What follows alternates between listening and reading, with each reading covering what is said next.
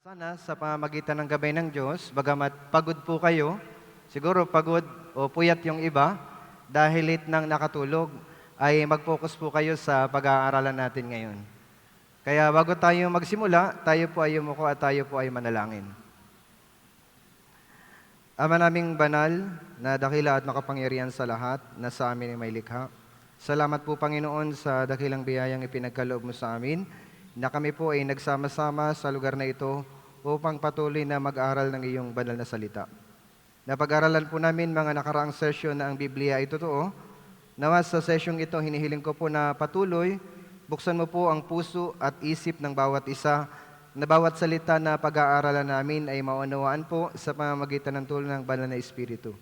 Kung meron po na hindi sumasampalataya ng Biblia ay totoo at ikaw po ay buhay, nawa ikaw po ang kumilos na sa session na ito ay maunawaan po nila sa pamamagitan ng iyong salita na mayroong Diyos at ikaw po ay buhay.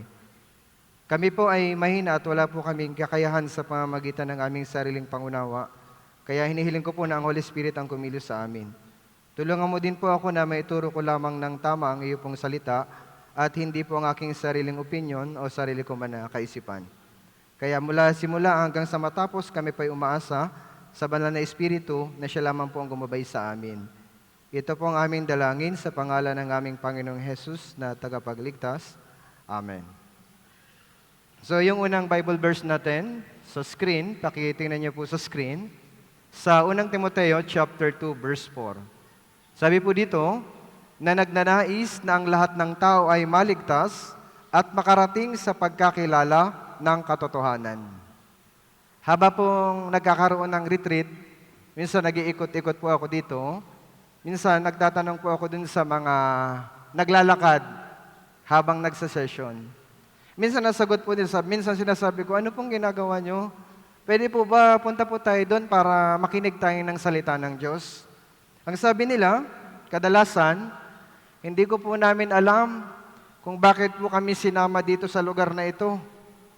Minsan nga, sabi ng iba, akala po namin may swimming. Kaya, ayaw po naming makinig. Kasi hindi po namin alam kung ano yung layunin, bakit kami nandito, bakit kami inimbitahan. So, naiunawaan ko po. So, pero para masagot yung tanong, bakit tayo nandito? Maaring may mga nagtatanong. Bakit kailangan natin magtiis na mainit? Tama po ba? Malamig po ba sa kinauupuan nyo? O, mainit, di po ba? Komportable po ba yung tulugan? Siguro hindi. Mas masarap matulog sa bahay kaysa dito. Siguro mas masarap yung kinakain nyo sa bahay kaysa dito. Mas maganda yung sitwasyon doon kaysa dito. Kaya maring choice mo, mas masarap umuwi. No? Pero anong purpose bakit tayo nandito at nagtsatsaga na makinig kahit na mahirap na sitwasyon? Sa unang Timoteo chapter 2 verse 4, sabi, na nagnanais na ang lahat ng tao ay maligtas at makarating sa pagkakilala ng katotohanan. Yung Diyos gusto, no? Gusto niya, lahat ng tao maligtas. Gusto niya. Kaya nga ang tanong, ikaw ba gusto mong maligtas? Ano pong sagot nyo?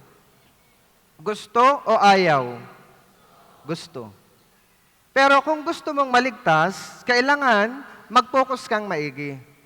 Halimbawa, gusto ko kayong lahat bigyan ng cellphone. Dito sa kalahati, binigay ko yung cellphone, kinuha nila, kanila na yon. Dito naman, gusto ko ring bigyan ng cellphone. Pero pagbigay ko ng cellphone sa kanilang lahat, ayaw nilang kunin. Mapapasa kanila ba yung cellphone? Hindi. Kahit anong gusto ko na ibigay sa inyo yung regalo kong cellphone, pero ayaw nyo namang kunin, hindi yun mapapasa inyo. Ganon din dito. Nagnanais na ang lahat ng tao ay maligtas. Yung Diyos gusto niya. Pero kung kung ayaw ng tao, wala na pong magagawa ang ating Panginoon. Kaya hinihiling ko po sa inyo, kung gaano nagnanais ang Diyos, magnais din po kayo. And I'm sure tutulungan kayo ng Diyos na maintindihan ninyo yung pinag-aaralan natin. Kapag na-enjoy nyo yung sitwasyon, magiging magaan para sa atin yung pakikinig ng salita ng ating Panginoong Diyos. Di ba po tayo mga Pilipino, kapag may medical mission, libre, Pre-medical mission, ang daming tao. Libreng pasine, ang daming tao. Food feeding, libreng pakain, ang daming tao. Libreng swimming, ang daming tao. Tama po ba? So kahit mahirap, kahit mainit, pag may libreng ayuda, pumipila mga Pilipino. Ganyan po tayo. Lalo na nung pandemic, kailangan natin pera para mabuhay. Nagtitiis tayo kahit mainit, pumipila ka kahit mahaba ang pila. Hinihiling ko din po sa inyo. Magtiis din kayo para saan? Hindi sa ayuda, hindi sa physical things, para sa inyong kaluluwa. Dahil gusto ng Diyos, malaman mo yung paraan paano ka maliligtas. 2 Corinthians chapter 13 verse 5, sabi dito, siyasatin ninyo ang inyong mga sarili kung kayo'y nasa pananampalataya. Subukin ninyo ang inyong mga sarili. Hindi ba ninyo nalalaman na si Jesucristo ay nasa inyo, malibang kayo'y nabigo sa pagsubok? Siyasatin ninyo ang inyong sarili. Tanungin mo yung sarili mo. Subukin mo. Tama ba ang pananampalataya ko? O kaya sa ibang tanong, sigurado na ba ako naligtas na ako? Ayon ba sa Biblia? No, ayon ba sa Biblia yung sinasampalatayaan kong kaligtasan? Mahalaga po na i-check natin sa pamamagitan po ng summer retreat na ito. No, kailangan nating suriin, siyasatin yung ating sarili gaya ng sinasabi ng salita ng ating Panginoong Diyos. Bakit? Pwede ba next, sa sunod na lang? Bakit kailangan nating siyasatin ngayon? Kasi po, sabi sa Hebreo 9:27, at yamang itinakda sa mga tao ang mamatay na minsan at pagkatapos nito ay ang paghuhukom. Pag namatay po tayo, meron daw pong paghuhukom. Haharap ka sa Diyos. And then pag hindi ka ligtas, may naghihintay sa iyong walang hanggang pagkawasak doon sa impyerno. Sa impyerno po, mas mainit kaysa dito. Kaya yung ilang araw, 3 araw, o 2 araw na lang ang natitira, o 1.5 na magstay tayo dito, sulitin po natin. Inihiling ko po sa inyo. So nakikiusap ako sa inyo na makinig kayong maigi. Bakit? Haharap tayo sa paghuhukom ng Diyos. Kaya habang nag-aaral tayo, yung tamang asal, ito po. May tamang asal. Ano po? Sa Roma chapter 10 verse 17. Sabi dito, kaya ang pananampalataya ay nanggagaling sa pakikinig. At ang pakikinig ay sa pamamagitan ng salita ni Kristo. Para magkaroon ka ng tamang pananampalataya, kinakailangan po makinig. Kaya pakiusap, isang tabi muna natin yung mga alalahanin sa buhay natin. Yung mga hindi komportable, kagabi, maaaring may hindi nakatulog, inaalala niyo yung problema, isang tabi niyo muna. Yung bahay, no? Ano kaya pag-uwi ko, kung ano-ano mga inaalala, itabi muna. Panahon ito para maglaan ka naman ng time para sa iyong espiritu. Okay po ba? Pwede po ba? Kaunti lang? Okay po. So maraming salamat po. So pananampalataya nanggagaling sa pakikinig. No? So bakit kailangan makinig? Uulitin ko po kahit paulit-ulit nang binabanggit. Bakit kailangan nating makinig ng maigi? Bakit kailangan nating pag-aralan yung Biblia sa loob ng 6 na session o 5? Ano po? Para malaman niyo yung paraan paano ka magkakaroon ng buhay na walang hanggan. Tingnan niyo po sa screen. Sinasabi ng Biblia, John 5:39, sinasaliksik ninyo ang mga kasulatan. Yung kasulatan, ito po iyang Biblia, kasulatan. Bakit daw sinasaliksik? Sapagkat iniisip ninyo na sa mga iyon ay meron kayong buhay na walang hanggan. Sa pagsasaliksik, pag sinabing pagsasaliksik, malalim na pinag-aaralan yung salita ng Diyos. Pag sinaliksik mo, nakinig kang maigi, sa puso, iniintindi mo yung pinag-uusapan natin, magkaroon ka ng buhay na walang hanggan. Ano pa? 2 Timothy chapter 3 verse 15, at kung paanong mula sa pagkabata ay iyong nalaman ang mga banal na kasulatan na makakapagturo sa iyo tungo sa kaligtasan. Opo. Yun daw pong banal na kasulatan. Ano po yung banal na kasulatan? Ito ulit. Makakapagturo sa iyo tungo sa kaligtasan. Gusto niyo po bang maligtas? Gusto niyong malaman yung paraan paano maliligtas? Makinig po kayo. Okay po ba? Sabi, wow po, pastor. So, pakiusap, paglabanan nyo. Ano po? So, pag-uusapan natin ngayon, no, yung mga ebidensya na totoo yung Biblia. Kung talagang totoo yung Biblia, paano natin malalaman? No? Yun yung pag-uusapan natin. Kaya sa Deuteronomy chapter 18 verse 21, sabi dito, at kung iyong sasabihin sa iyong puso, paano namin malalaman ang salita na hindi sinabi ng Panginoon? Marami nagtuturo, paulit-ulit sinasabi, ang Biblia, no? Ang Biblia daw ay totoo. No? Paano natin malalaman na ito totoo? Gaya ng tanong dito. Paano namin malalaman ang salita na hindi sinabi ng Panginoon? Yung Biblia ba? Salita ng Diyos o hindi? No? Paano natin malalaman na totoo ito? Yung sagot dito sa sumunod na verse. Sabi, kapag ang isang propeta ay nagsasalita sa pangalan ng Panginoon, kung ang mga bagay na sinasabi ay hindi naganap ni nagkatotoo, ang salitang iyon ay hindi sinabi ng Panginoon. Ang propetang iyon ay nagsalita ng may kapangahasan, wag mo siyang katatakutan. So, ang Biblia ba totoo? Paano natin malalaman na naisalita ng Diyos? Ang sabi, kung ang mga bagay na sinasabi ay hindi naganap ni nagkatotoo, ang salitang iyon ay hindi sinabi ng Panginoon. Sa Biblia, naglalaman ito ng mga propesiya. Mga prophecy. Ano yung prophecy? Yan yung mga naisulat matagal ng panahon, 1,000 taon. Kung talagang totoo ito, dapat yung mga nakasulat na iyon ay nangyari. No? So, gagaya nito, no? Paano natin malalaman ang Biblia totoo o hindi? May mga prophecy. Yung prophecy, history written in advance. Naisulat, nakasaysayan, no? Noong unang panahon, kung talagang totoo yun, dapat nangyari. Ano yung mga prophecy nakalagay sa Biblia? Yun pong tungkol sa restoration of Israel. Kahapon, pinag-aralan natin, yung Israel ay ano? Ikinalat sa buong mundo. No? Sumpa yung naranasan nila. Tinanggihan nila yung si Jesus Christ.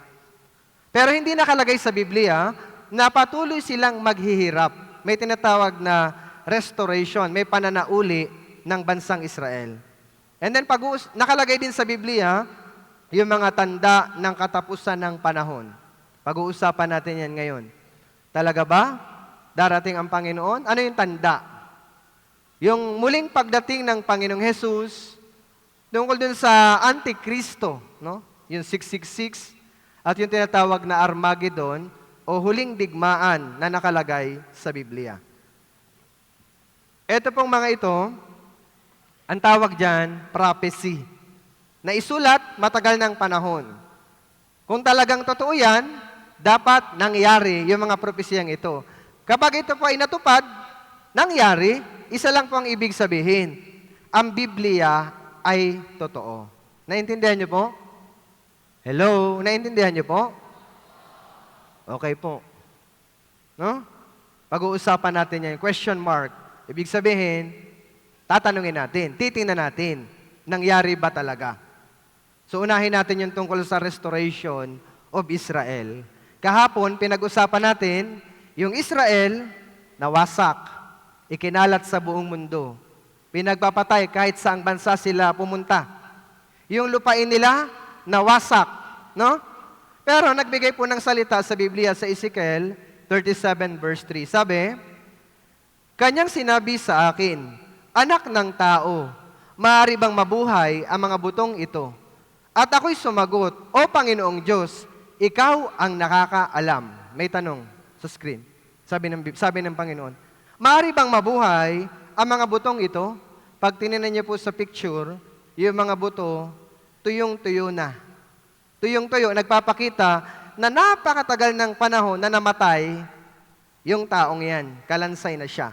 Siguro kung 1 linggo lang namatay, may mga laman pa, inuud. Ito po, wala na. Bulok, buto na lang, wala nang laman. Matagal ng panahon namatay. Ang tanong, maaari bang mabuhay ang mga butong ito? Para sa atin, imposible. Nga sabi diyan, O Panginoon, ikaw lang ang nakakaalam, Diyos lang. Para sa atin, imposible. Anong ibig sabihin ng Diyos sa tanong na maaari bang mabuhay ang mga butong ito? Sino yung buto? No? Nakalagay dito sa Ezekiel 37 verse 11, Nang magkagay, sinabi niya sa akin, Anak ng tao, ang mga butong ito ay ang buong sambahayan ni Israel. Narito, kanilang sinabi, ang ating mga buto ay natuyo, at ang ating pag-asa ay nawala. Tayo'y lubos na nahiwalay. So sabi, sino daw po yung mga buto? Anak ng tao, ang mga butong ito ay ang buong sambahayan ni Israel. Yung Israel, 1,000 taon, sila po ay nawasak. Walang bansang Israel. No? Pero nakalagay sa Biblia, gaya ng mga buto, inahalin tulad sila sa isang buto, imposible nang mabuo o mabuhay, no? Nagbigay ng prophecy, mabubuhay sila. Ibig sabihin, yung bansa na ikinalat sa buong mundo, yung bansa na halos maubos na, maibabalik. No? Tingnan natin yung prophecy sa restoration ng Israel. Babasahin ko, tingnan niyo pong maigi. Kapag may inaantok, medyo tapik-tapikin niyo po. Ano po? Tingnan niyo yung katabi niyo. Kapag inaantok siya, tapik-tapikin. Kasi ang sarap matulog ngayon. Ano po? So sabi dito, Ezekiel 37, verse 12 hanggang 13.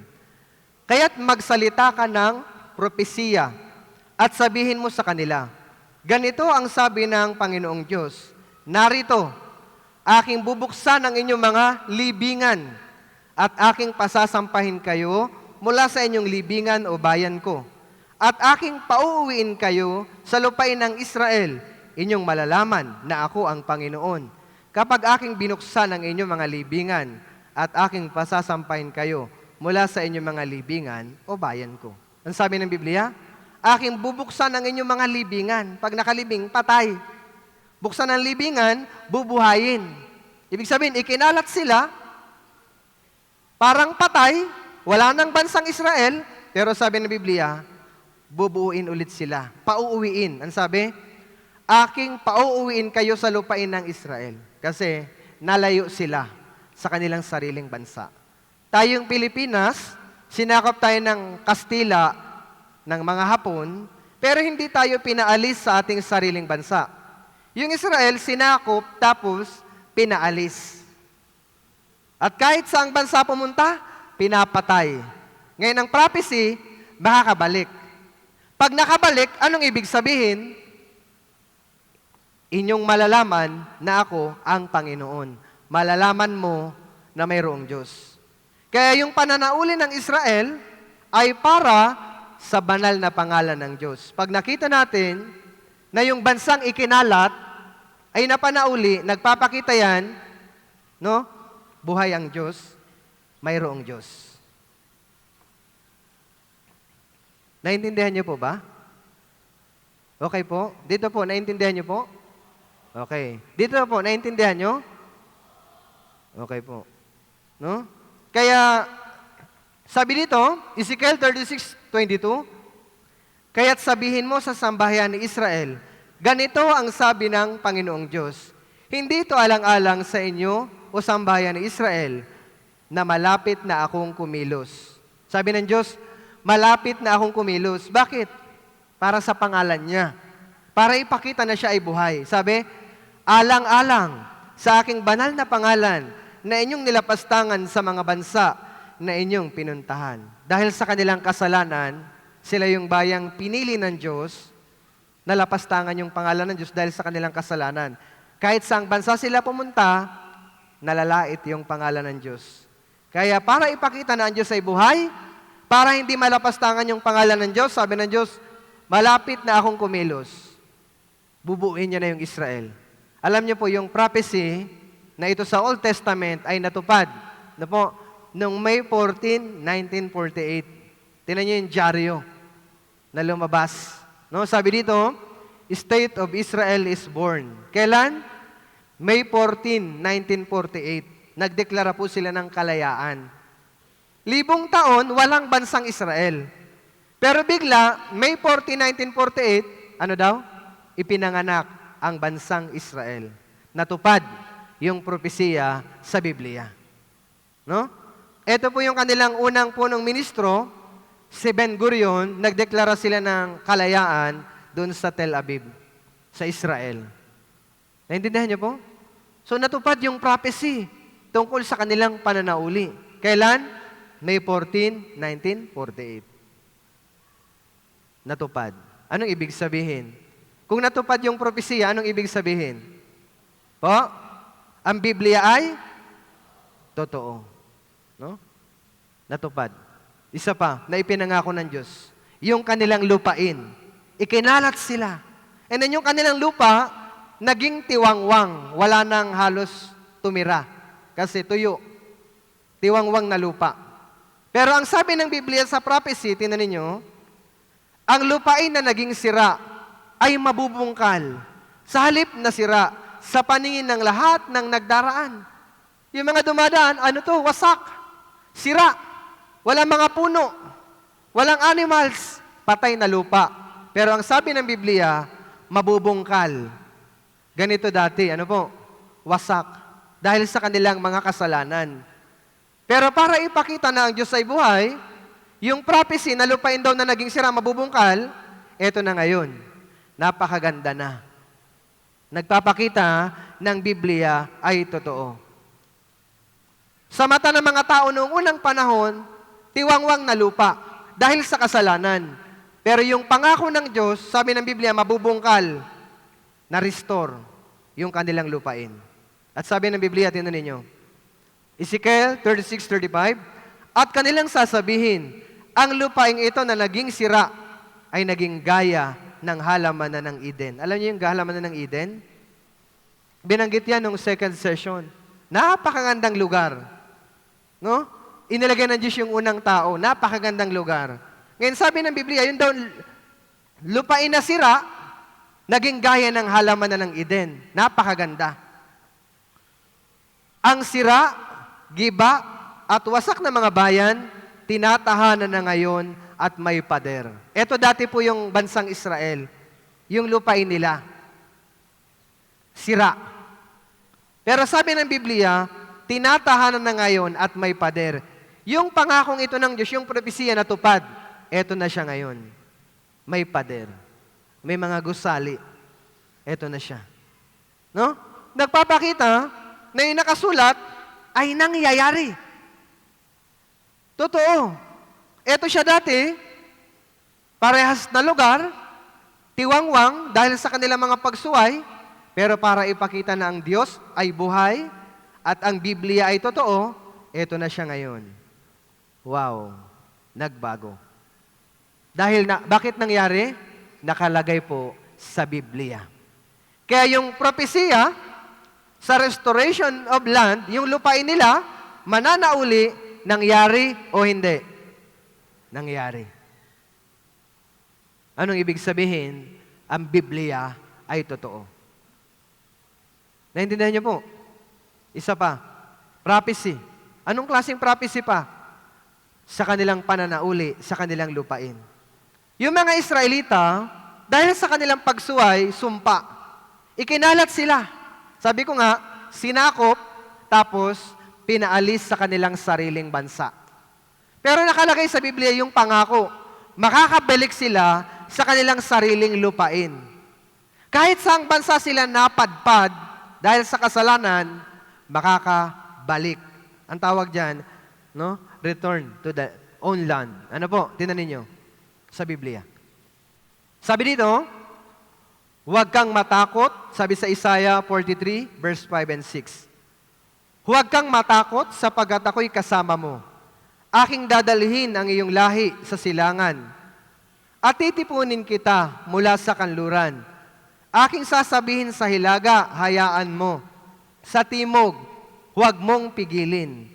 Dalhin mo rito ang aking mga anak na lalaki na sa malayo nagmula at ang aking mga anak na babae na mula sa mga dulo ng lupa.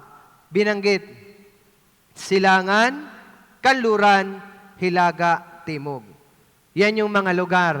Doon napadpad yung mga Hudyo.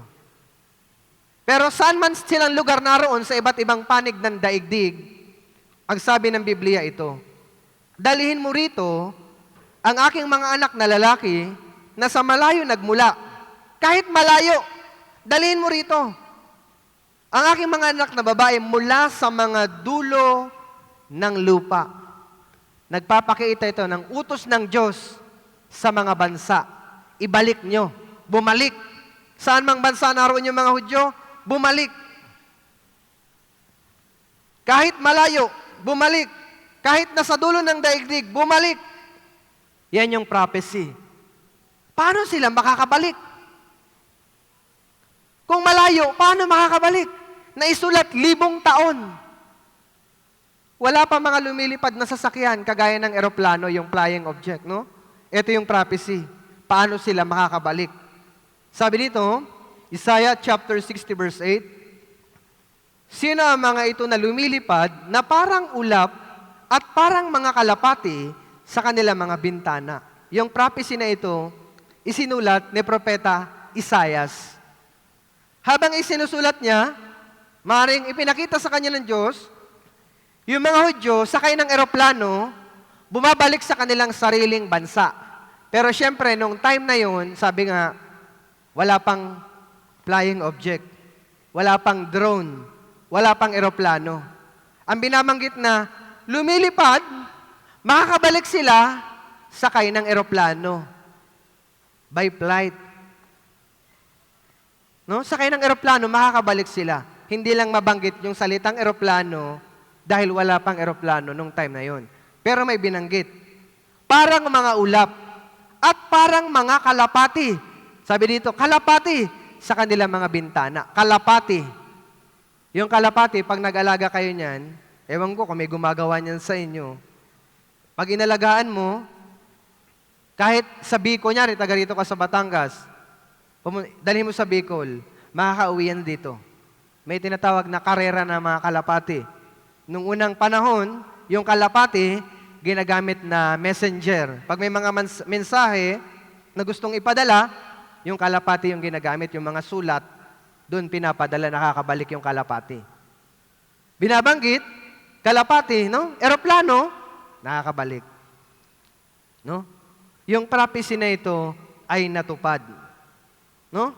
Tingnan niyo sa picture, yung mga Hudyo, Yemeni Jews, no? Sumakay po sila ng eroplano pabalik doon sa Israel. Yung mga Egyptian Jews, yung mga Hudyo na ito, sakay ng eroplano pabalik sa kanilang sariling bansa. No? At yung isa, yung sikat na sikat, Operation Solomon. Yung mga Ethiopian Jews, sakay ng eroplano, ito po ay naset na world record. Highest number of passenger on a single flight. No? Sakay ng eroplano. Meron po dyan, sakay ng anak. Nanganak daw po dyan sa loob mismo ng eroplano. Kailan yan? 1991. Hinakot po sila. Pabalik sa kanilang sariling bansa. No? Bakit ganun na nangyayari?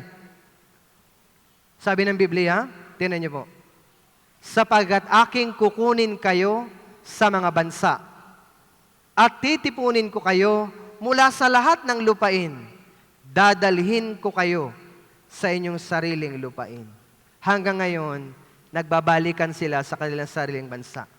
Nung pinapanood ko yung gera sa Russia tsaka Ukraine, yun naman mga Ukrainian Jews, may tinatawag na Ukrainian Jews, mga Hudyo, na nun sa Ukraine, nagbalikan na rin sa kanilang sariling bansa. No, nakikita natin, yung propesya sa Biblia ay nangyayari 100% sa panahon natin. Yung mga Russian Jews, no, nakalagay dito sa dyaryo, nagbalikan sa kanilang sariling bansa. No? Yung propesya ng kanilang pagbalik ay ano, nangyari o hindi? Nangyari. No? Panoorin natin itong Operation Solomon, yung mga Ethiopian Jews. Ano po? Tingnan natin. The Jews of Ethiopia call themselves Beta Israel, which means the house of Israel. Beta Israel was isolated for thousands of years from the rest of the Jewish world. In May 1991, the State of Israel launched Operation Solomon to rescue the 15,000 remaining Ethiopian Jews in Ethiopia during an incredible non-stop 36-hour period. There was a time when the Jews of Ethiopia were a mighty tribe that ruled the land. Living in their thatched huts, they ruled the mountain highlands around Lake Tana. They were a people who studied the Torah, who were strictly observant, and remembered when Jerusalem was mighty.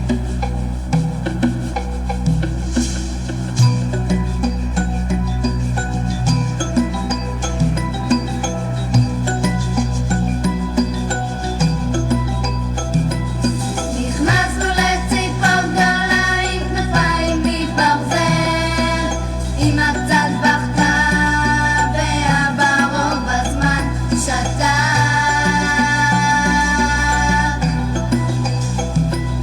אחר כך הוא אמר לי בן, החוצה תסתכל, עכשיו שמיים עננים, בסוף זה ארץ ישראל.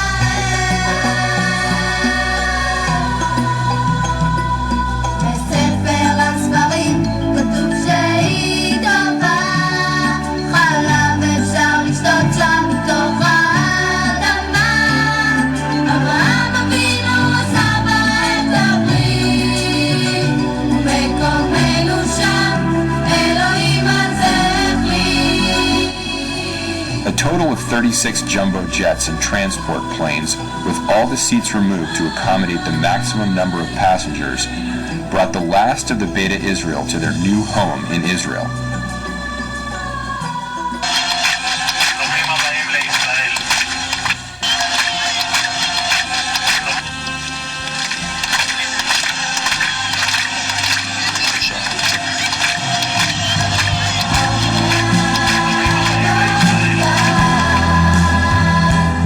התגשם החלום, עוד מעט נגיע לארץ ישראל.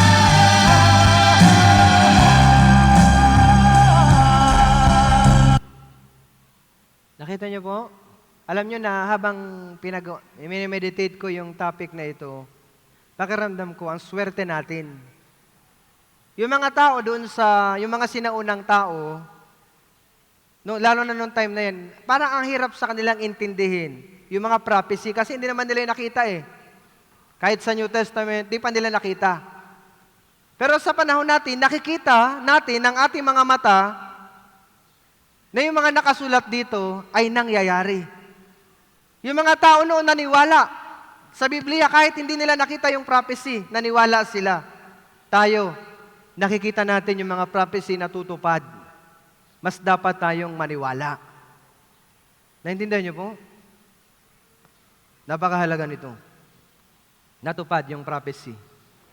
Isa pa na prophecy, pinangako ng Diyos sa kanila, kapangyarihan at kayamanan. Yan po ay nakasulat sa Biblia, 1,000 taon na nakakalipas. Sabi dito, Deuteronomy chapter 8, verse 18, kundi alalahanin mo ang Panginoon mong Diyos, sapagkat Siya ang nagbigay sa iyo ng kapangyarihan upang magkaroon ka ng kayamanan, upang Kanyang papagtibayin ang Kanyang tipan na Kanyang ipinangako sa mga ninuno, gaya nga sa araw na ito. Tingnan niyo po ang nakasulat, no? Lagyan ko ng box. Siya ang nagbigay sa iyo ng kapangyarihan upang magkaroon ka ng kayamanan. Sa mundo, yung mga mayayamang tao, makikita niyo po, mga Hudyo. Yung mga kumpanya sa mundo na mga sikat, kilala, pag-aari na mga Hudyo. Sila po ay nangunguna sa lahat ng larangan, musika, o kung ano pa mga larangan, nangunguna sila. Tingnan ninyo sa screen.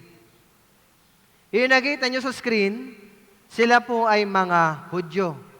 Kagaya dito sa tinatawag na world's youngest billionaire, si Mark Zuckerberg. Isa po siyang Hudyo. No? Ito pa, si Bill Gates, no? Henry Ford, ito pa yung mga mayayamang tao, sila po yung mga Hudyo.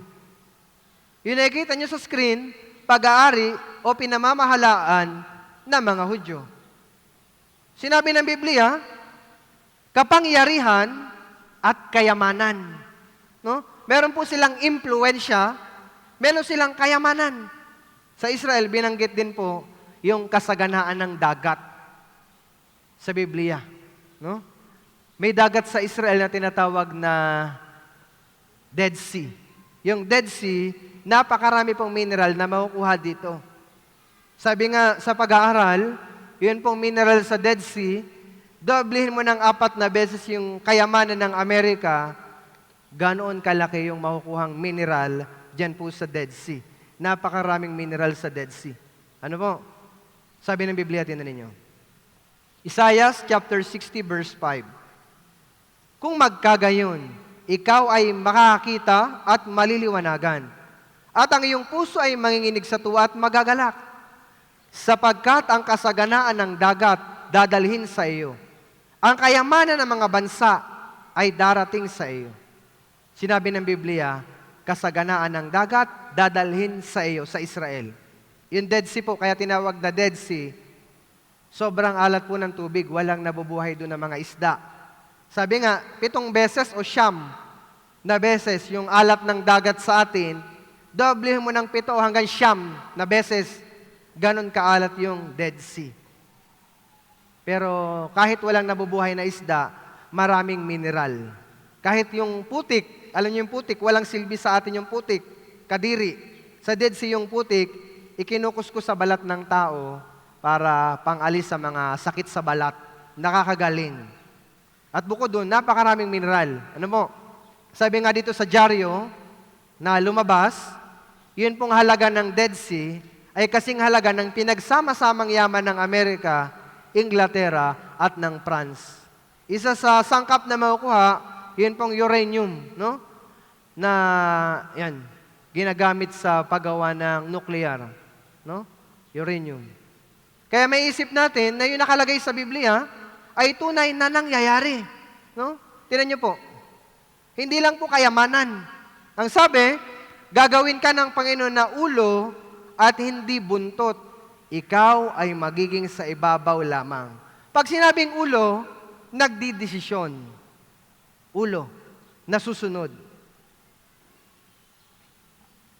Kung ako ang ulo, kunyari ako ang ulo dito sa grupo natin, bago kayo magdesisyon, kukonsulta kayo sa akin.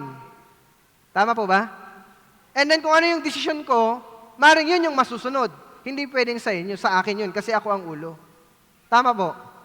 Sabi ng Biblia, gagawin ka ng Panginoon na ulo, hindi buntot. Pag buntot, sunod-sunuran lang yan. Tingnan niyo po yung Israel, kahit saang bansa. Ang Amerika, iniisip natin, napaka-maimpluwensyang bansa. Napakalakas na bansa. Pero alam niyo po, yung mga Amerikano, lalo na yung mga politiko, tuwing eleksyon, pinupuntahan nila yung grupo na mga mayayamang Hudyo. Ang tawag dyan, AIPAC. AIPAC, ibig sabihin, American Israel Public Affairs Committee. Ito yung grupo ng mga Hudyo na kayang magpondo na mga politiko para manalo ka sa eleksyon. Maimpluwensya sila. Kaya yung kanilang mga desisyon ay nakaka-epekto sa mga tumatakbong politiko. Tingnan niyo po si Barack Obama. Siya po yung ika-44th President ng Amerika. AIPAC. Nakita niyo sa likod niya? Nandun siya. Bago siya manalong presidente, humingi siya ng tulong sa American Israel Public Affairs Committee. Nanalo siya o hindi? Nanalo. Si Joe Biden, ika-46th President ng Amerika, nandun sa AIPAC. Kilala din siya dyan. Nanalo siya o hindi? Nanalo. Yung kasalukuyan nakaupo, ngayon, pangalawang beses nang nanalo, nandun din siya sa AIPAC. Humingi din siya ng tulong ng mga Hudyo. Tanong, nanalo siya o hindi? Nanalo kasi 2 beses nanalo. No? Bakit? Bakit sila nandyan?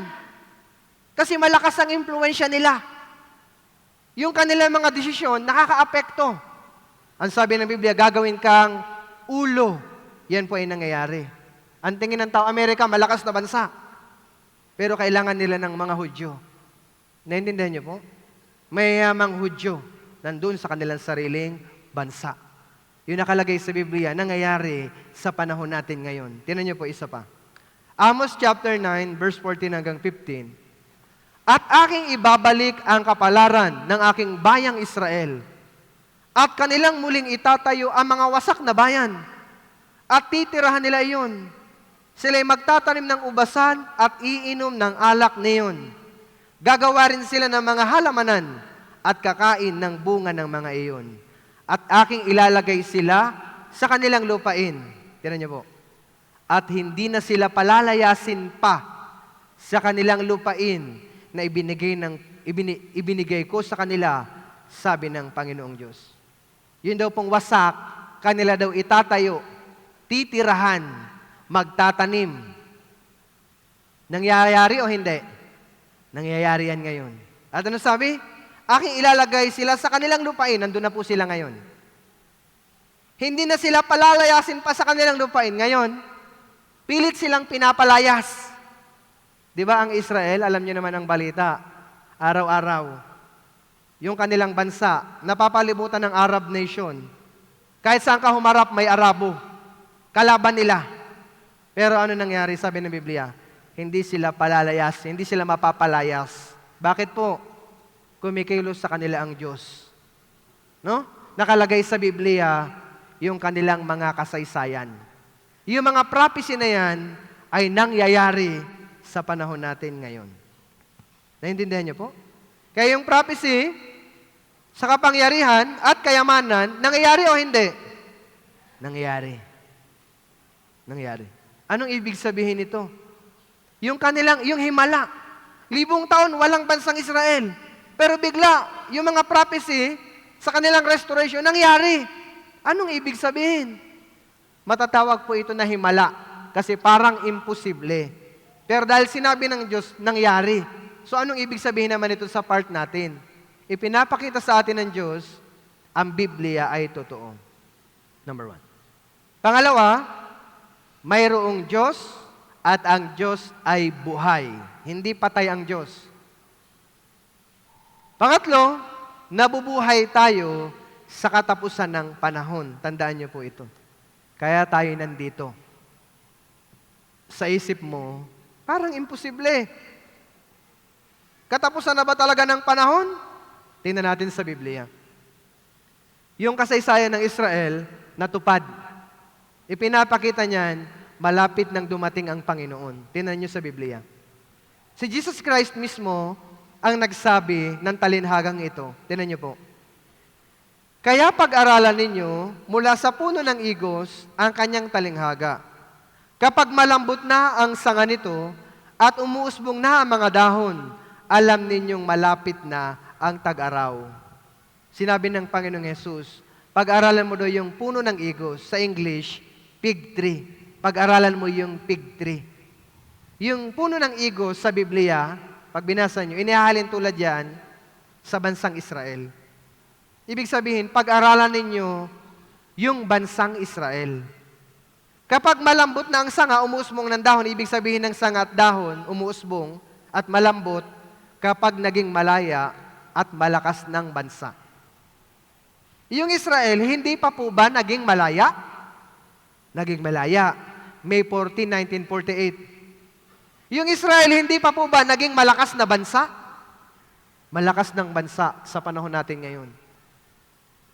Alam ninyong malapit na ang tag-araw. Pag sinabing tag-araw sa Israel, panahon ng anihan. Ibig sabihin ng tag-araw, muling pagdating ng Panginoon. Panahon ng anihan, darating na ang Panginoon. Kukunin yung mga ligtas. Ihiwalay yung mga hindi ligtas.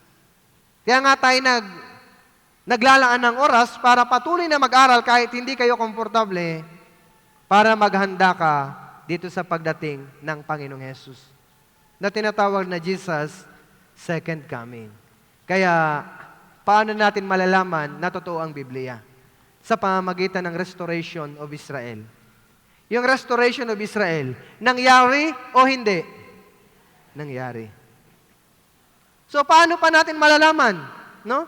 Na totoo yung Biblia sa pamamagitan ng mga tanda ng katapusan ng panahon. Nakasulat dito. So makinig po. Tingnan ninyo. Mateo chapter 24 verse 3. Samantalang siya'y nakaupo sa bundok ng mga olibo, lumapit sa kanya ng sarilinan ang mga alagad na nagsasabi, "Sabihin mo sa amin, kailan mangyayari ang mga bagay na ito? At ano ang tanda ng iyong pagdating at ng katapusan ng panahon?" Tinanong po si Jesus Christ ng kanyang mga alagad. Kailan ka darating? No? Ano yung tanda? Yan yung tanong. Ano ang tanda ng iyong pagdating at ng katapusan ng panahon? Hindi po sinabi ni Jesus Christ, anong taon, anong petsa, anong oras, wala. Nung mag-year 2000, nabalitaan niyo yung Y2K, yung year 2000 kilo, yung mga tao nung nagpanik, kasi may kumalap na text message, magugunaw na daw ang mundo. Kahit po sa Bisaya, may mga naghukay ng lupa, underground, kasi magugunaw na daw ang mundo, ligtas sila doon. May propeta po na nagturo ng ganun. Hinulaan daw, year 2000, magugunaw na ang mundo. Kung totoo yun, di mali ang Biblia. Kasi nangyari yung hula nila. Ang sabi ng Biblia, wala pong binanggit na oras, petsa, taon, wala. Pero nagbigay ang Panginoon ng mga tanda, gaya ng tanong ng mga alagad. Ano ang tanda ng iyong pagdating at ng katapusan ng panahon? Yun po mga tanda na ibinigay ng Panginoon. No? Una, iisa-isahin ko sa inyo. Ibinigay ng Panginoon na malapit na siyang dumating, malalaman ninyo kapag naglabasan yung mga false Christ, mga bulaang Kristo, mga nagpapakilala na sila si Jesus o sila ang tagapagligtas. Sila ang Messiah. Tingnan ninyo. Mateo chapter 24 verse 5. Sapagkat marami ang darating sa aking pangalan na nagsasabi, ako ang Kristo, at ililigaw nila ang marami. Marami daw pong darating gamit ang pangalan ng Panginoon. Magpapakilala sila. Ako si Kristo. Ako ang tagapagligtas. Pero ano yung trabaho nila? Isa lang. Ililigaw nila ang marami. Kaya kung hindi mo alam yung Kristo na nakalagay sa Biblia, paniniwalaan mo. Baka yung Kristo sa sabungan. Alam niyo yung Kristo sa sabungan? Baka ang paniwalaan mo, Kristo na sa sabungan. Kapag hindi mo alam yung Biblia. Sino sa inyo mga nagsasabong? No? Di ba? Parang may ganun, may tawag. No? Kristo daw sa sabungan. Pero hindi yun ang pinag-aaralan natin. Yung tunay na Kristo ang pinag-aaralan natin. Ano po? Yung mga naglalaba sa mga false Christ, yan ay tanda, malapit na dumating ang Panginoon. Tingnan natin, sa iba't ibang panig ng mundo, mga bulaang Kristo. Sila po. Jesus of Russia, may 5,000 tagasunod. Jesus of Texas, napakaraming asawa niya. No? Jesus of Australia, dating IT worker. Jesus of Korea, gusto niyo. Puerto Rican Jesus. Meron din pong Jesus of Philippines. I-search nyo. Hindi ko napapakita. Kayo na lang mag-search. Meron pong Jesus of Philippines. Nagpakilala siya ang Kristo sa Pilipinas. No? Nagtayo sila ng bagong Jerusalem. No? Yan po ay mga tanda ng katapusan ng panahon. Pag nakita kayo ng mga ganyan, anong dapat nyong gawin? Sabi ng iba, Pastor, basta ako po, pagtungkol kay Kristo, pinapapasok ko po sa bahay, basta Kristo. Basta daw Kristo, pinapapasok niya sa bahay. Nako po, ang dami pong Kristo.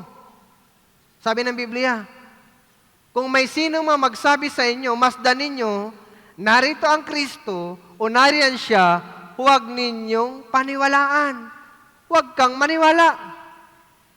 Dahil habang papalapit ang Panginoon, parami ang magpapakilala, sila ang tagapagligtas.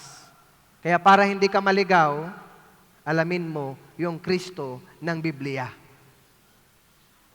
mamaya o sa mga susunod na session, pag-aaralan natin kung sino yung Kristo na nakalagay dito. Kaya yung false Christ, iyan ay tanda, malapit nang dumating ang Panginoon. Pangalawang tanda, sabi ng Biblia, hears of wars and rumors of wars. Makakarinig kayo ng digmaan at bali-balita ng mga digmaan. Siguro naman, aware kayo sa nangyayari sa mundo. Tingnan niyo po yung Biblia, Mateo chapter 24 verse 6. At makakarinig kayo ng mga digmaan at ng mga bali-balita ng mga digmaan. Wala po ba kayo naririnig na digmaan? Meron o wala? Meron po bang digmaan sa mundo o wala? Meron. Anong ibig sabihin? Malapit nang dumating ang Panginoong Hesus. Kaya kung kayo natutulog ngayon, gising po kayo. Baka po ngayon biglang dumating ang Panginoon, maiwanan ka. Opo, naiintindihan ko, pagod kayo. Pero pag dumating ang Panginoon at hindi ka ligtas, may iwan ka. Makakarinig kayo ng digmaan nangyayari. Tingnan niyo po. Alam natin, Russia, no? At Ukraine. Hindi ako nagkakamali, nung February 2022, nagsimula yung gera. No? And then sunod, sa balita, Israel, Hamas. Pag naggera, wasak yung mga lugar nila. Ano pa na nagigera ngayon? Israel, Hezbollah war. Ngayon, sa panahon natin. Ano pa? US, laban sa mga Houthi. Nagigera. Punta tayo sa atin. Nababalita, China, invasion of Taiwan. Alam niyo yan? Araw-araw, balita po yan. No, sa balita, makinig kayo araw-araw. Nagkakaroon ng military drill. Nagsasanay na mga sundalo yung Taiwan, tsaka yung China. Bakit? Narinig natin, sasakupin, maggegera. Kasi nakalagay na sa Biblia. Verse 7 ng Matthew chapter 24, sapagkat maglalaban ang mga bansa sa bansa, ang kaharian laban sa kaharian. Maglalaban ang bansa sa bansa, kaharian laban sa kaharian. Hindi pa rin po ba kayo nagigising hanggang ngayon? Malalim pa rin po ba yung tulog ninyo? Gayong nakikita at pinapakita sa inyo ng Diyos, malapit na siyang dumating sa pamamagitan ng kanyang mga tanda. Nangyayari o hindi? Gera, nangyayari o hindi? Ibig sabihin po niyan, gising. Yun lang po. No? False Christ, mga digmaan, ano pa? Taggutom at lindol. No? Pag nagkaroon ng taggutom at mga lindol, malapit nang dumating ang Panginoon. Tingnan ninyo. Matthew chapter 24 verse 7, sapagkat maglalaban ang bansa sa bansa at ang kaharian laban sa kaharian, magkakaroon ng taggutom at mga lindol sa iba't ibang dako. Unahin natin, taggutom o famine. Wala po bang nagugutom ngayon? Siguro sapat pa ang kinakain nyo sa bahay nyo. Pero yung taggutom, nangyayari na po ngayon. May mga bansa na nakakaranas ng matinding gutom. Halimbawa, sa Gaza. Naggera ang Israel tsaka yung Gaza. Pag nagkaroon po ng gera o tinatawag na conflict, no? Yung mga tao napipilitang lumikas, umalis sa kanilang sariling lupain. At pag umalis sila doon, dahil sa gera, nasisira yung kanilang mga infrastructure. Yung mga building, yung mga lupa nila na taniman, yung mga sakahan nawawasak. At dahil dito, nawawala ng supply ng pagkain. Imposible na makahanap sila, imposible magtanim kasi yung lupa nila nawasak. Saan sila kukuha ng pananim? Nawasak. Isa yan sa dahilan ng tagutom, yung mga gera o conflict. Ano pa? Malalang weather condition. Pagbabago ng klima. Pag nagkaroon ng malalakas na bagyo, gaya na nangyayari sa panahon natin, nasasira yung mga tanim. Milyon-milyon na nawawasak ng mga pananim. Dahil doon, nagkukulang ang supply, tumataas ang bilihin, taggutom. Ano pa? Kahirapan. Sobrang kahirapan sa daigdig. No? Marami po nakakaranas ng gutom. Tingnan niyo po sa Somalia. Yung mga bata, ang papayat. No? At isa pang dahilan, lumulobo yung populasyon. Chinek ko po sa internet, no? Yun daw pong populasyon natin ngayon, nakaraan yung March 28, 8.2 billion. Napakarami. Ang dami na ng tao sa mundo. Ang dami ng bibig na kailangan pakainin. At lumiliit yung lupa na kailangan taniman ng pagkain, nasisira. Pumapasok dito, taggutom. Nangyayari o hindi? Nangyayari. Nakikita ng ating mga mata sa panahon natin. Ano pa? Lindol. Sabi ng Biblia, sapagkat maglalaban ang bansa sa bansa at ang kaharian laban sa kaharian. Magkakaroon ng tagutom at mga lindol sa iba't ibang dako. Lindol, no? Hindi po ba kayo nakakaranas ng mga lindol? Pag magtataka kayo, pagpasok ng year 2000 pataas, ang lalakas na lindol. 2005, 2008, 2010, 2022, no? Ang daming malalakas na lindol. Iba-ibang bansa. No? 2025, alam niyo, January 7, unang buwan ng taon. Magnitude 7.1 saan? Sa Tibet. Tibet, Southern Tibet region, sa China. Nawasak. Maraming namatay. Ngayong taon lang. No? And then, habang ginagawa ko po itong topic na to, nag-aaral po ako, habang nakaupo ako, ang fresh na balita, magnitude 7.7 earthquake, saan?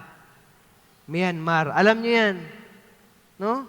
Friday, March 28. Sabi ko na ko, Lord, ginagawa ko pa lang yung lindol, Lord. Ito na, binigyan mo ko ng nangyayari ngayon, current event.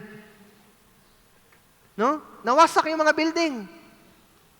No? Yung mga tao, balisa. Hindi alam kung saan sila pupunta. No? Tingnan natin ito. Panoorin natin. There was no alerts, there was no warning on the phone. Has taken everyone by surprise, and that is because there were no warnings. Everyone was in panic and confused. All of a sudden, I felt a swaying, and I said, what the heck? People were asking what's happening. Is this an earthquake? Is this really happening?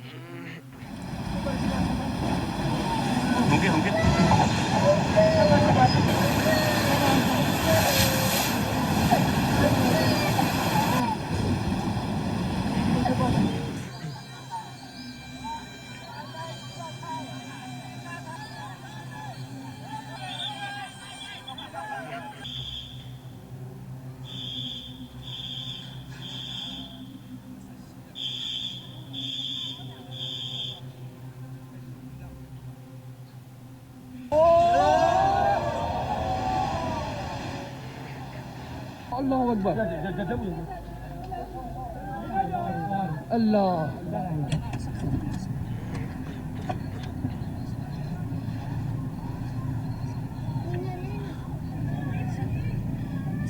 It is actually on a major fault line. It's actually on a tectonic plate boundary, or the boundary between. Hanggang ngayon, tulog pa rin po ba kayo? Gising! Yun po ang sinasabi sa atin ng Biblia. No? Bakit? Pag dumating ang Panginoon, no?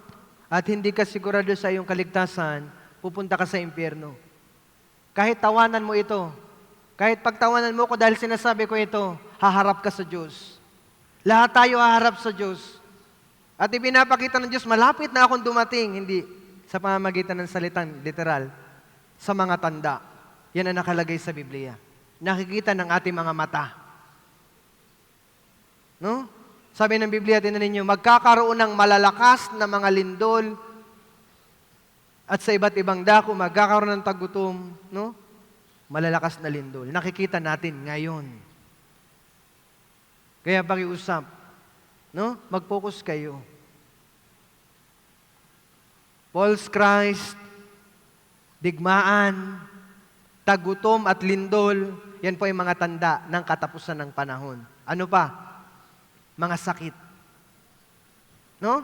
Sabi ng Biblia, magkakaroon ng malalakas na lindol at sa iba't ibang dako'y magkakaroon ng taggutom. At mga salot, magkakaroon ng mga bagay na kakilakilabot at ng mga dakilang tanda mula sa langit. Magkakaroon daw po ng ano? Sabi dito, mga salot. Salot po, masabi natin, mga epidemya o sakit. Pagpasok ng 20th century, ulitin ko, 2000, pataas. 2000, 2001, 2002. Ano yan? SARS.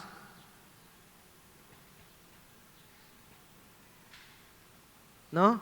Ano pa? Avian influenza, 2003.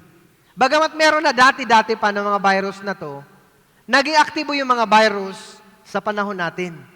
2009, no? Iba-iba, Ebola virus, no? Foot and mouth disease, COVID-19, Mpox, bird flu. No? Sa panahon natin, ang dami mga, sari-sari mga sakit. Alam niyo po, kahit maimbento yung gamot sa COVID, okay na tayo ngayon sa COVID, hindi na masyado nakakatakot, may lalabas na naman na panibagong sakit. Magagamot ulit, may lalabas na panibagong sakit, walang katapusan, para ipakita na malapit nang dumating ang ating Panginoong Hesukristo. At habang nakikita mo yung mga tanda, mas kinakailangan mong maghanda. Sa katawan natin, sari-saring cancer. Lung cancer, gastric cancer, breast cancer, ano po? Kidney cancer, iba-iba. Sa panahon natin. Parang lagnat na lang. Kahit bata, tinatamaan na ng cancer. Yan ay tanda, malapit nang dumating ang ating Panginoon. Ano pa? No? Isa pa sa mga tanda, ang pag-ibig ng marami, lalamig. Sarili na lang ang iniisip ng tao. Kanya-kanya na. Tingnan niyo po sabi ng Biblia. 2 Timothy chapter 3 verse 1 and 2, sabi dito, ngunit unawain mo ito, na sa mga huling araw, pag sinabing huling araw, yan yung katapusan ng panahon, ay darating ang mga panahon ng kapigatian, sapagkat ang mga tao'y magiging maibigin sa kanilang sarili, number 1. Maibigin sa salapi, number 2. Mayayabang, mapagmalaki, mapanlait, suwail sa mga magulang, mga walang utang na loob, walang kabanalan. Yung mga bagay na binanggit ay eksaktong nangyayari sa panahon natin ngayon. Yung tao naging maibigin sa kanyang sarili. Dahil yung pag-ibig ng tao ay lumalamig na nakalagay sa Biblia, dumadami yung krimen. Iba-ibang krimen. Anong klaseng mga krimen, no? Dahil sa pag-ibig sa salapi, sa sarili, kayabangan, pagmamalaki, pagiging suwail, ang resulta, kasamaan. Lalaki, sa tanay, pinatay ang sariling mga magulang. Magsasaka, patay, misis, sugatan, matapos pagtatagain ng anak. 3 anyos na babae, hinalay at pinatay, umano ng kapatid na binatilyo. Buko vendor, pinatay sa taga ng kanyang live-in partner. Ama, pinatay ng anak dahil sa video okay. 88 anyos na lalaki, patay, matapos pagsasasaki ng sariling anak. Ito po ba ay normal? Ito po ay abnormal. Ito ay epekto ng kasamaan. Epekto ng pagiging makasarili. Pag-ibig sa salapi. No? lalaganap ang kasamaan na nakalagay sa Biblia. Yung mundo, habang papalapit ang ating Panginoon, pasama ng pasama. Pero kahit ganun, yung mga tao, nangangarap sa mundo. Gusto ko mamuhay ng mahaba dito sa mundo. Magpupunta ako bahay, lupa, sasakyan, at kung ano-ano pa. Komportableng buhay. Pansamantala. Pwede yan. Pero darating ang time, pasama ng pasama dito sa mundo. No? Ano pa? Yung mundo, malulumang gaya ng kasuotan. Tayo tumatanda. Lahat naluluma. Yung mundo, naluluma din, sabi ng Biblia. Hebrews chapter 1, verse 11 and 12. Sila'y mapaparam, subalit ikaw ay mananatili. Silang lahat ay malulumang gaya ng kasuotan. Tinutukoy dito yung mundo. Gaya ng isang balabal, sila ay iyong ilululon. Gaya ng damit, sila ay mapapalitan. Tayo po, pag luma na ang damit, bumibili tayo ng bago. Yung mundo, tinan ninyo sa picture. Iba na. Dati, Garden of Eden, napakaganda nung una. Ngayon, ang dumi na. At dahil sa dumi, abnormal na yung mga klima. Nagbago na yung panahon. Pagpasok ng 2025, sa sunod-sunod January, mga bagyo, mga pagbaha. Sa Naga, kung may taga Bicol, buong Bicol, baha. Dito po, Batangas, yan nangyari. 2025. At habang sa ibang panig ng mundo, binabaha, bumabagyo, sa ibang panig ng mundo, sinusunog, nasusunog. California, January 2025. Sinundan, January 12, sa Hong Kong, nasunog. Sinundan, March 10, Pilipinas, sa Zambales. Sinundan, nakaraan pa, March 4, sa Japan. Anong epekto? Ang rason, dry season. Matinding tagtuyot. Kaya pag nasusunog, sobrang lakas. No? At sinundan, ngayon lang, March 25, saan? Sa Korea. Normal ba to? Ngayon lang po natin ito naririnig na sunod-sunod na mga nangyayari. 2025. Pagbugad ng taon, puro bagyo. And then, ngayon naman, puro init. Habang may pagbagyo, may pag-init. Sa disyerto naman na dapat mainit, nagyayelo. Alam yung disyerto? Sa Saudi Arabia, yan po ay disyerto, pero nagyelo. Normal ba ito? At nawawalan na ng klase dahil sa sobrang init. Tingnan niyo po sa balita. Heat index, 42 degrees Celsius. 46 degrees Celsius. Dati po, naalala ko, malala na 30 degrees Celsius. Okay na yun sa akin.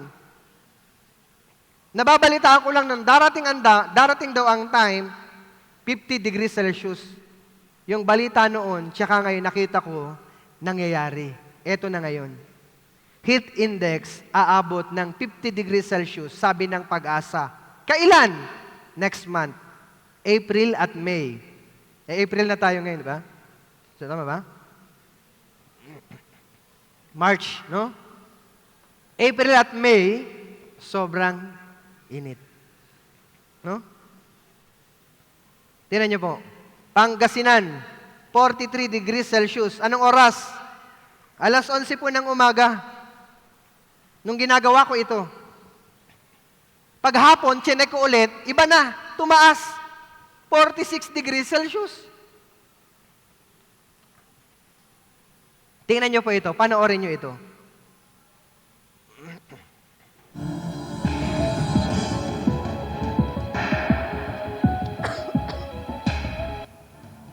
Snow sa disyerto, malalakas na ulan, at malawak na wildfire na pinalala ng malakas na hangin. Ilan lang yan sa pamapinsalang panahon sa iba't ibang bahagi ng mundo mula 2024 hanggang unang mga araw ng 2025 na sinasabing dulot ng climate change o nagbabagong klima. Nakatutok si Ian Cruz. Pagkagat ng dilim, matingkad na pula ang bumabalot sa paligid sa Los Angeles, Amerika dahil sa dalawang malawak na wildfire na 3 gabi nang namiminsala. Halos 10,000 bahay at istruktura na ang nilamon ng naglalagablab na apoy. Ang nagpalala sa sitwasyon ang napakalakas na hangin na tinawag na Santa Ana winds. Sa videong ito, makikita kung gaano katindi ang hangin na lalong nagpapalaki sa mga apoy at nagdadala ng maliliit na baga sa ibang lugar na nagpapasimula ng panibagong mga sunog. Ang apoy, walang pinipili. Pati bahay ng mga celebrity tulad ng singer-actress na si Mandy Moore kasama sa mga natupok. Bagaman humina na sa ngayon, nagbabala ang mga opisyal doon sa inaasahang paglakas ulit ng hangin at pagpapatuloy ng red flag conditions. Ang mga kondisyong nagresulta sa itinuturing na pinakamapaminsalang wildfires sa kasaysayan ng Los Angeles. Sinasabing resulta ng climate change. Mahigit 2 dekada na raw nakakaranas ng pinakatuyot na kondisyon ang southwestern United States. Dahilan para mamatay ang halaman sa mga kabundukan at maging mas madaling masunog. Lumalayo yung moisture sa kanila, so nagiging dry. So since galing sila sa napakainit na temperatura during the summer months, pagdating nitong tinatawag na autumn dun sa mga mid-latitude countries na yon, so yung mga nangatuyong mga dahon naman, yung pagdating ng taglamig nila, yung mga ibang bahagi, ang kanyang epekto ay nagiging dry. Therefore, mas mga favorable siya dun sa mga tinatawag na mga wildfires. Kung sa California ay apoy, malakas na ulan naman ang naminsala sa Saudi Arabia kamakailan. Kita yan sa videong ito kung saan nilipad at binalibag pa ng malakas na hangin ng mga luggage container sa airport sa Jeddah noong January 6, kasama sa mga napuruhan ng masamang panahon ng Mecca na itinuturing ng mga Muslim na holiest city. Maraming nalubog sa baha. Bago niyan, nagka-snow sa unang pagkakataon sa disyerto sa Saudi Arabia. Matinding snow rin ang naranasan noong Nobyembre sa Seoul, South Korea na ayon sa mga otoridad doon ay ang heaviest on record. Pero kung heavy snow ang naranasan sa South Korea, sa Japan, November 7 na nang maobserbahan ang first snowfall sa Mount Fuji. Ayon sa Japan Meteorological Agency, ito ang pinakahuling snowfall sa loob ng 130 taon nilang obserbasyon. Nakita niyo po? Pag lumilindol, ano ang tinuturo sa school? Ganon. Tapos punta ka daw sa ilalim ng lamesa. Pag mainit, anong sabi? Maghahanda ng tubig, payong. Hindi ito sapat. Ang Biblia, ibang paghahanda. Hindi yung tago sa ilalim ng lamesa, hindi payong at tubig. Pag nakikita nyo yung mga yan, anong dapat ihanda? Yung sarili mo. Kailangan kang maligtas. Sobrang init. Lord, malapit ang dumating ang Panginoon. Iba na yung klima. Hindi po sapat ang payong. Nagpapakita ito, malapit na dumating ang ating Panginoon, kailangan maghanda ka para sa iyong kaligtasan. Dahil nangyayari yung nakasulat sa Biblia. Babasahin ko po. Mateo 24, verse 44.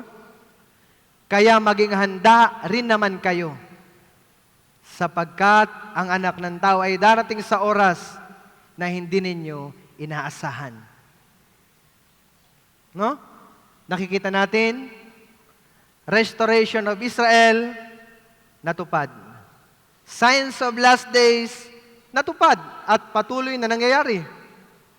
Jesus' second coming, no? Tingnan natin, sabi ng Biblia. Unang Thessalonians chapter 4 verse 16. Sapagkat ang Panginoon mismo ang bababa mula sa langit. Ngayon parang imposible. Kasi hindi pa nangyayari. Nung panahon ng baha, yung mga tao, imposibleng umulan. Pero nangyari. Nakalagay sa Biblia sa panahon natin, ang Panginoon mismo bababa mula sa langit. May sigaw, may tinig ng arkanghel at may trompeta ng Diyos. At ang mga namatay kay Kristo, babangon muna. Nakalagay po, bababa mula sa langit. Kahit parang imposible sa isip mo, dahil nakalagay sa Biblia, mangyayari. So pag bumaba siya, ano mangyayari? Tingnan niyo.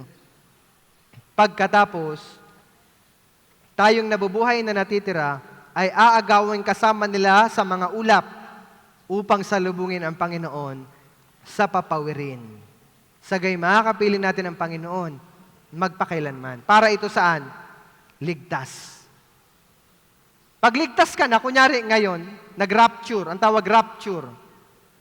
Bababa ang Panginoon sa papawirin, kukunin yung mga ligtas, paitaas. No? Upang salubungin ng Panginoon, saan? Papawirin. Sa taas. Parang ganito, no? Ang Panginoon bababa sa ulap, kukunin yung mga ligtas. Parang imposible. Pero, hindi po. Hindi ganitong katawan. Nakalagay sa Bible, yung katawan ng mga ligtas, babaguhin sa isang maluwalhating katawan. May idea lang tayo. Bababa ang Panginoon, kukunin yung mga ligtas. Kaya, sa Biblia, binanggit ng paulit-ulit, tingnan ninyo, yung mangyayari pag dumating ang Panginoon. Mateo 24:40 and 41. Sabi, kaya may dalawang taong pupunta sa bukid, ang isa'y kukunin at ang isa'y iiwan. May dalawang babaeng magtatrabaho sa isang gilingan, ang isa'y kukunin at ang isa'y iiwan. Tingnan niyo po. Maaaring sabi nung naka-green kay naka-blue, naka-blue, sama ka sa akin. Sorry. Sama ka sa akin, makinig tayo ng salita ng Diyos para malaman mo yung kaligtasan, sabi niya. Saka na lang, busy ako, may pasok ako. Nag-rapture. Naiwanan siya. No? Kawawa siya. Ang isa'y kukunin, ligtas. Ang isa'y iiwan, hindi ligtas. Ang isa'y kukunin at ang isa'y iiwan. Paulit-ulit. Tingnan ninyo. Luke 17:34, sinasabi ko sa inyo, sa gabing iyon, ay may dalawa sa isang higaan. Ang isa'y kukunin at ang isa'y iiwan. May dalawang magkasamang magtatrabaho sa gilingan. Kukunin ang isa at ang isa'y iiwan. Pupunta sa bukid ang dalawang lalaki. Ang isa'y kukunin at ang isa'y iiwan. Tingnan niyo po, itong dalawa. Magkasama, nag-rapture. Tingnan niyo anong nangyari.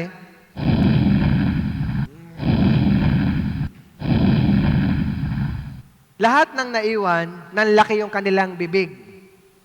Umiyak sila. Bakit? Wala na silang magagawa. Ang isa'y kukunin, isa'y iiwan.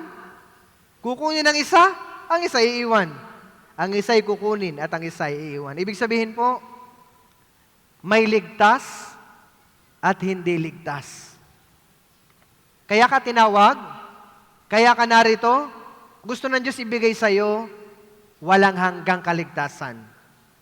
May pag-asa. No? Hindi lang po, pwede nyo sabihin, Pastor, sapat na. Perfect attendance na ako sa simbahan namin. Kailangan ko pa bang mag-aral tungkol dyan sa kaligtasan? Hindi ba pwede mag-attend na lang ako? Attend na lang? Hindi. Kung nag-a-attend ka lang, na hindi ka sigurado sa kaligtasan, pag nag-rapture, kahit nagsisimba ka, may iwan ka. Tingnan ninyo. Yung picture na ito, nagsisimba, nag-a-attend sila. Nag-rapture. Naiwan. Bakit? No? Yung mga palasimba, pag nag-rapture, kung hindi ka tunay na naligtas, may iwan ka. Kaya dapat isipin mo, ngayon yung araw na dapat maligtas ako. Hindi ko dapat sayangin yung pagkakataon. Nakita ko yung mga tanda, nangyayari sa panahon ngayon. Maglalaan ako ng oras para makinig sa natitirang mga session. No? Tanungin niyo ang sarili ninyo. Paano kung mag-rapture ngayon? Makakasama ka ba? Kung ang sagot mo, oo, ano ang iyong katiyakan? Naayon ba talaga yan sa Biblia? Tingnan niyo po itong video na ito para sa newcomers natin.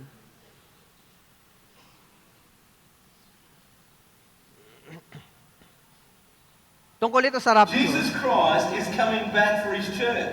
The Bible says in Matthew chapter 24 verse 42, "Watch therefore, for you do not know the hour your Lord is coming." I want you to know, church, that Jesus Christ could come this month, or he might come next week, or he could even come.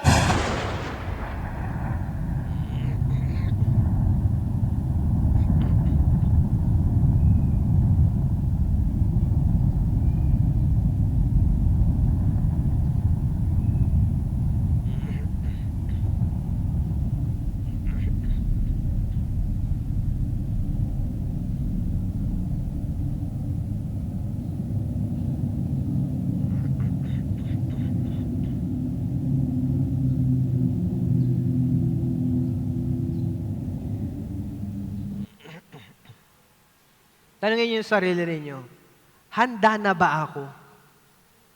Kung ang sa isip mo, hindi po ako sigurado Hindi ko po alam. Di makinig po kayo. Ako po nakikiusap sa inyo, naimbitahan na po kayo, nakaupo na po kayo dyan, wala tayong ibang gagawin. Pag nagutom, mamaya, kakain tayo. Pag kakain, magbe-break tayo, magpapahinga tayo.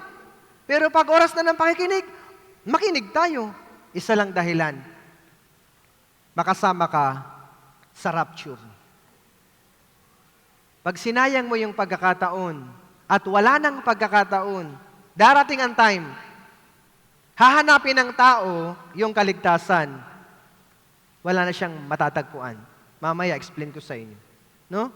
Pag nag-rapture yung ating katawan, babaguhin sa isang maluwalhating katawan. Hindi ganitong itsura. No?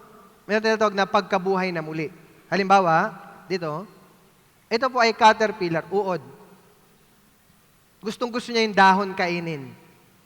Parang, yan. Pero, uod siya, dahon ang gusto niyang kainin, sa ayaw at sa gusto niya, magiging siyang napakagandang paru-paro. May pagbabago. Yung itlog, sa ayaw at sa gusto niya, magiging siyang sisiw. Ganon din sa atin. Sa ayaw at sa gusto mo. Pag naligtas ka, kahit may sakit ka, kahit hindi mo gusto yung itsura mo, pag nag-rapture, yung ating katawan babaguhin sa isang maluwalhating katawan. Kaya yung mga physical problem, set aside mo muna. Kasi hindi talaga yun ang pinaka-major problem. Yung major problem, yung problema ng iyong espiritu, kaligtasan. Ano po? So, paano natin malalaman na totoo yung Biblia? Sa pamamagitan ng katuparan ng mga propesiya. Restoration of Israel, nangyari. Signs of last day, nangyari o patuloy na nangyayari. Jesus' second coming, mangyayari. O malapit nang mangyari. So mali yung term na ginamit ko. Dapat malapit nang mangyari. Bakit? Nakikita natin yung mga tanda. So pag-usapan naman natin to. 666, no? Bago yon, pag-isipan nyo ito. Sa Biblia, nakalagay na yung kasaysayan ng tao. Tapos na. Yung human history. Nakalagay na dito, ano yung mangyayari sa future. Kumbaga sa mata ng Diyos, tapos na yung kasaysayan natin. No? Tingnan natin. Ayon sa Biblia, no, mula kay Adan, nakita natin yan, kay Abraham, ang tawag dyan, age of conscience. Nung panahon po, bago si Abraham, nung panahon ni Noe, nagkaroon ng water judgment dahil sa kasalanan ng tao. Nawasak sila. No? Mula kay Adan, water judgment, Abraham, age of conscience. Mula kay Abraham, hanggang sa pagdating ni Jesus Christ, dumating si Jesus na matay sa krus, yung panahong iyon ang tawag, age of the elect or law. Nabubuhay sila sa kautusan. ibinigay yung 10 utos ng Diyos dun sa mga Hudyo, di ba? Tinanggihan nila si Jesus Christ.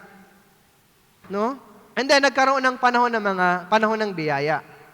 Mula kay Jesus Christ, nung namatay siya sa krus, hanggang sa rapture, ang tawag dito, age of Gentiles or grace. Pag sinabing Gentiles, tayo yon. Ibang lahi iliban sa Israel, ang tawag Gentiles. No? May rapture. Tingnan niyo po. Pagkatapos ng rapture, 7 years tribulation, magkakaroon ng matinding kahirapan dito sa mundo. Ang makakaranas niyan, yung mga tao na hindi makakasama sa rapture. Magkakaroon dyan ng tinatawag na fire judgment. Dati, water judgment nung panahon ni Noe. Sa panahon natin, fire judgment. Para makaiwas ka dito, makasama ka sa rapture. And then, magkakaroon ng millennial kingdom. 1,000 taong paghahari. Mag-isipan natin ito. First coming, tapos na. Dumating na si Jesus Christ, namatay sa krus. Nagbigay po ng mga tanda na muli siyang darating. Yung mga Hudyo ikinalat, pero nakabalik sa kanilang sariling bansa. Nakita natin yung mga tanda, taggutom, gera, mga sakit, ang pag-ibig ng marami ay lalamig. Magkakaroon ng pagdating ng Panginoong Jesus na tinatawag na rapture. Kukunin yung mga ligtas. Tingnan ninyo. Signs. Rapture. Magkadikit. Ibig sabihin, kahit mamaya, kahit ngayon, pwedeng mag-rapture.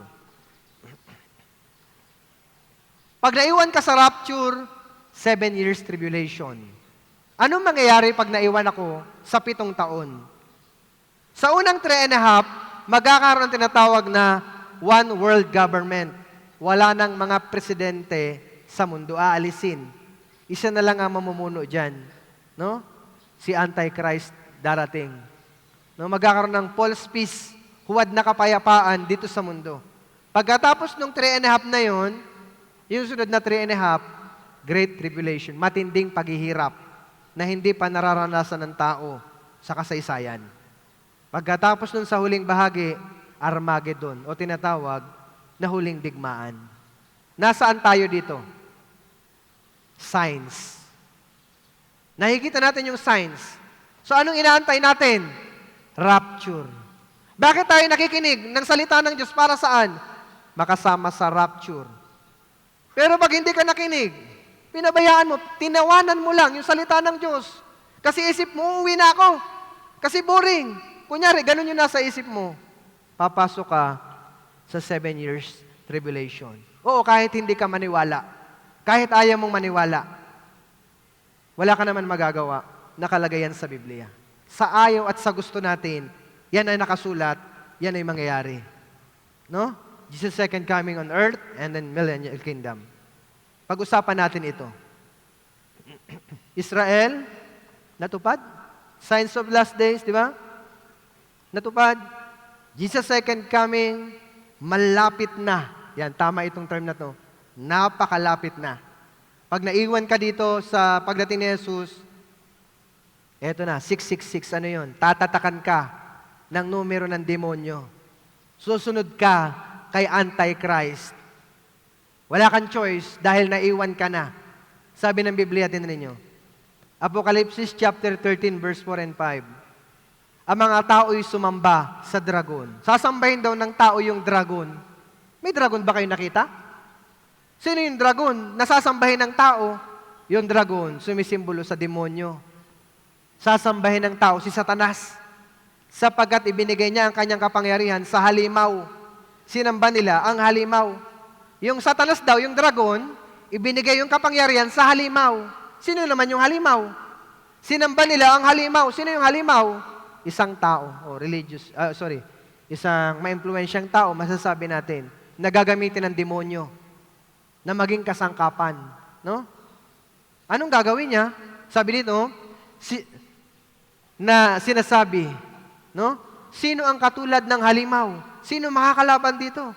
Ang halimaw ay binigyan ng isang bibig, na nagsasalita ng mga palalong bagay at mga kalapas-tanganan at pinahinintulutan siyang gumamit ng kapangyarihan sa loob ng 42 buwan, 3.5 years. Magsasalita siya ng mga bagay na kalapas-tanganan laban sa Diyos. Kasi kampon siya ng demonyo. Sasambahin niya ng tao. No? Sabi dito, kanyang ginagamit ang buong kapangyarihan ng unang halimaw na nasa kanyang paningin. Pinasasamba niya ang lupa at ang mga naninirahan dito. Sa unang halimaw na sugat na ikinamatay ay gumaling na. Ito'y gumagawa ng mga dakilang tanda, pati na ang pagpapababa ng apoy sa lupa mula sa langit sa paningin ng mga tao. Yung Antichrist, pasasambahin niya lahat ng tao. Maniniwala sa kanya yung mga tao. Bakit? Meron siya mga miracle. Isipin mo, apoy, galing sa langit, bababa sa lupa. Maluloko ka. Susunod ka sa kanya. Pag naiwan ka sa rapture, lahat, ang hamak, ang dakila, at ang mga malaya at mga alipin, pinalagyan ito ng isang tanda sa kanilang kanang kamay o sa noo. Yan yung nakakatakot na tanda. Ilalagay sa iyong kanang kamay at sa noo. Anong tanda? Para saan yung tanda? Bakit ilalagay sa tao yung tanda? Tignan niyo po. Apocalypse chapter 13 verse 17 and 18, upang walang sino mang makabili o makapagbili, maliban ang may tanda. So pag wala ka ng tanda, hindi ka makakabili. No? Hindi ka pwedeng bumili o makapagbili. Sabi, anong klaseng tanda sa makatuwid? Ng pangalan ng halimaw o ng bilang ng pangalan nito. Pangalan or number. Kailangan dito ang karunungan. Ang may pangunawa ay bilangin ang bilang, no?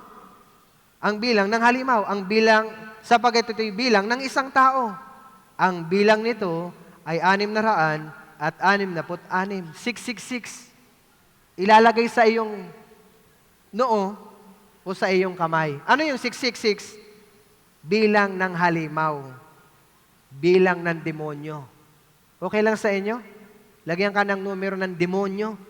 Proud ka ba pag sinabing demonyo? Di ba, nagagalit ka? Eh kung may bilang ka pa ng demonyo, nakakainis ito. Ilalagay doon sa tao, 666.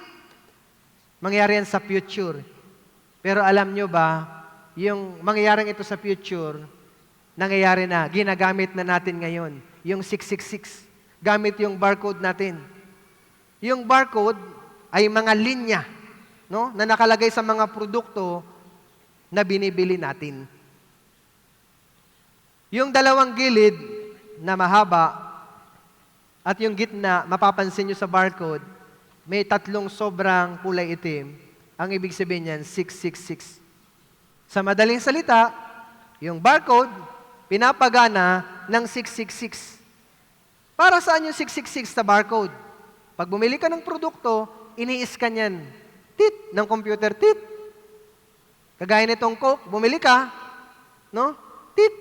Babasahin ng computer yung impormasyon ng produkto, saan siyang ginawa.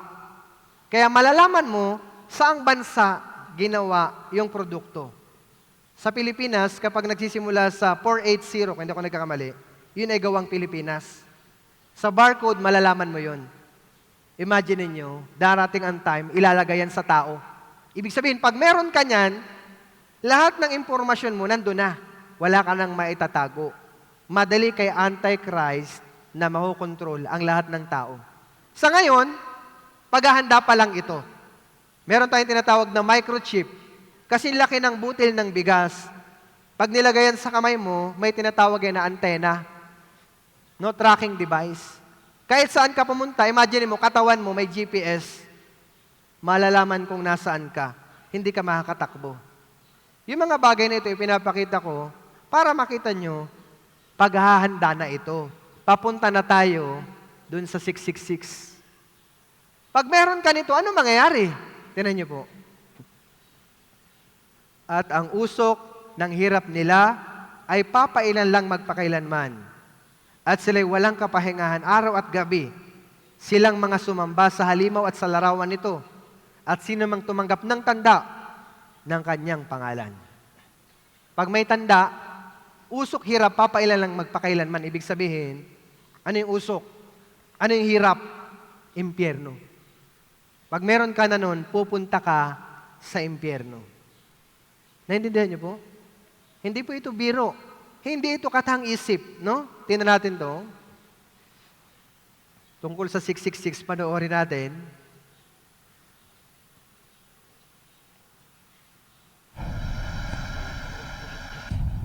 And he causeth all, both small and great, rich and poor, free and bond, to receive a mark in their right hand or in their foreheads, and that no man might buy or sell, save he that had the mark. 2,000 years ago, the Bible foretold of these events.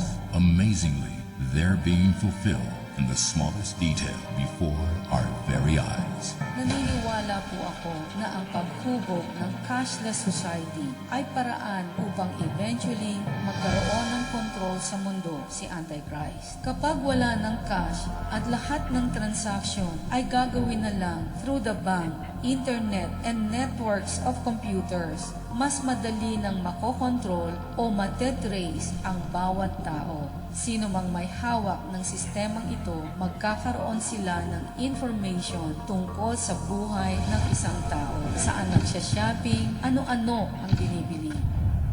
There is no doubt the rapid increase in technology that we see, the internet, GPS, surveillance cameras, electronic identification, chip cards, national ID cards, is preparing the way for 666. You will know where we have been Noong unang panahon, tinatawag itong barter. and where we are going. We're implanting humans with microchips, tiny implants loaded with their personal information. Doctors in our area are now recommending medical chip implants that they say could save your life. Tonight, the great lengths people are going to implant radio frequency identification chips in their bodies. The mark of the beast system in the future is slowly happening. The FDA approved Verichip implants in humans last year. Everything is being set up, Bakit kailangan pang ibaon ang mga chips na ito? and we are closer than we think. Napakarami ng evidence. It is undeniable. Be prepared, for 666 is real. So may kita nyo, kinukontrol na ang tao.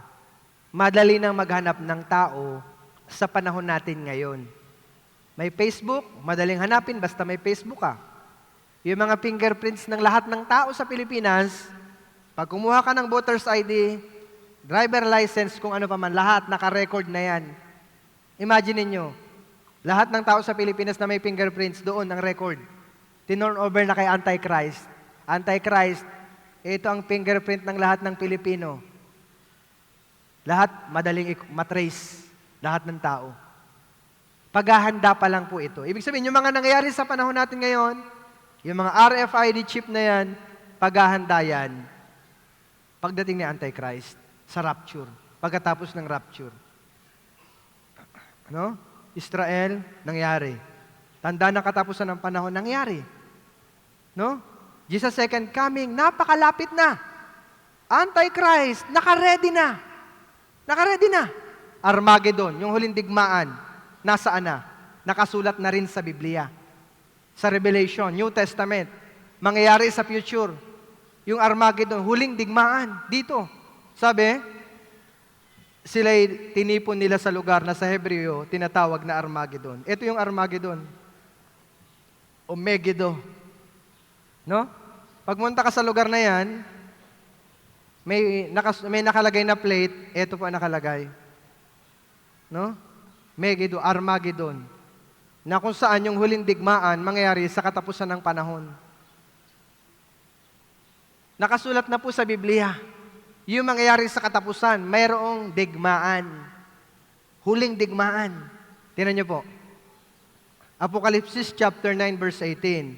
At sa pamamagitan ng tatlong salot na ito, ay pinatay ang ikatlong bahagi ng mga tao sa pamamagitan ng apoy, usok, at ng asupre na lumalabas sa kanilang mga bibig. Pinatay na yung tatlong bahagi, ang daming tao, pinatay. Anong klaseng pagpatay? Apoy, usok, asupre. Paano ka papatay ng apoy, usok, at asupre? Yan po yung nuclear bomb. Pag sumabog yung bomba, kasama dyan yung apoy, usok, at asupre. Pagkatapos ng rapture, 7 years tribulation, sa huling bahagi, magkakaroon ng nuclear war. Huling digmaan. Walang ligtas dyan. No? Lahat ng bagay na pinagpaguran mo dito sa mundo, masusunog. Panoorin nyo ito.